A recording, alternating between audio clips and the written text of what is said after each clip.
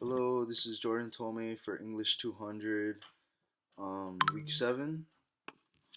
And so, for choose one or two of the above places or events. So, I chose the plantation camps in Hawaii because my nationality is Japanese and my family um, were in these plantation camps and they did the work and they immigrated here to do that. So I wanted to learn more about my family's history and the history of these camps and what went on and whatnot. So here's some pictures of the camps. What went on, I guess.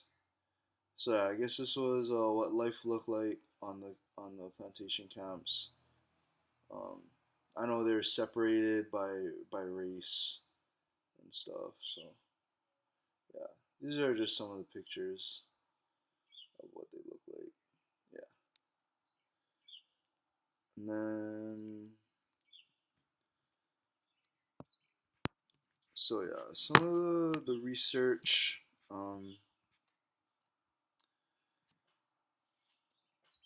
yeah. So I think it's great that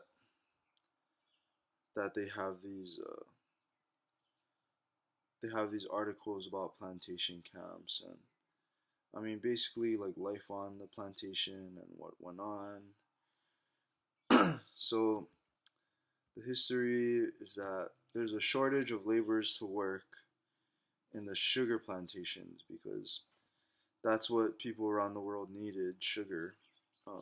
Yeah. So they imported labor um, for or with there are three big waves in Hawaii. So Chinese, Japanese, Filipinos. Um, there are smaller ones like Portuguese, Norwegians, Germans, Puerto Ricans, Koreans, and the Spanish. So I mean, so relating to this week's uh, this week's information, I know we talked about pidgin, which is basically the language that people on the plantation, like that's the name they gave it. So because there are so many different languages, there are many problems with um, names, workers, owners, and so the workers decided to combine um, like their languages to make this pidgin Creole English that I mean has similar words to different based or different ethnicities and religion. Um, so yeah, it was also a way for the people to communicate without without the bosses knowing, and yeah, because the bosses were all white people, because that's what they were brought to do. Make sure that these people are doing their job and getting the sugar out on time and whatnot. Um, so, like I said before, the plantation camps are segregated by ethnicity and by occupational rank. So, yeah, this led to just everyone being divided, but they did come together and create this pidgin English. Um, yeah, so like I said, I'm Japanese, so this was great information for me to know what my family went through and what they did to get to where I'm at now, or to get to where my family's at right now.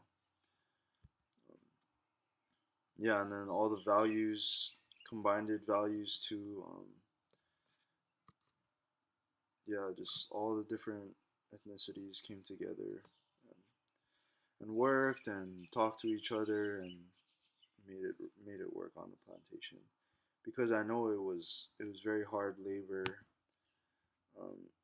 Relating to the book, there's a passage on 23 and 24 that says, talking about Toshio. I worked 8 hours a day on weekdays and 10 hours on Saturdays and Sundays. So, I mean, this just shows, I think he's 14 years old, 14 or 16, but yeah, I mean, even the young kids had to work um, 8 to 10 hours every day and hard labor. So even for a kid, that's tough. And then, so for Murayama to make this book um, historical fiction, it adds a story and a plot rather than just talking about life as a plantation boy. If this story was nonfiction, I don't think a lot of people would read it, and everything would be factual, and there would be story of a person's life, but it wouldn't be as exciting as what this imaginative reconstruction of the historical events is. Um, so yeah, this brings the younger generation to be drawn to the book because it has a history with a plot that engages the young readers, and it shows them the life on the plantation and how it was for them and what we missed, which we were lucky enough. So yeah, although we lose the the actual life, full factual experience, um, we're more engaged to learn about the history and yeah, to learn what the people went through and what happened. I think that's more important than the actual like plot of a story. To know what went on and to know what families went through to get to the point they're at now. So yeah, thank you.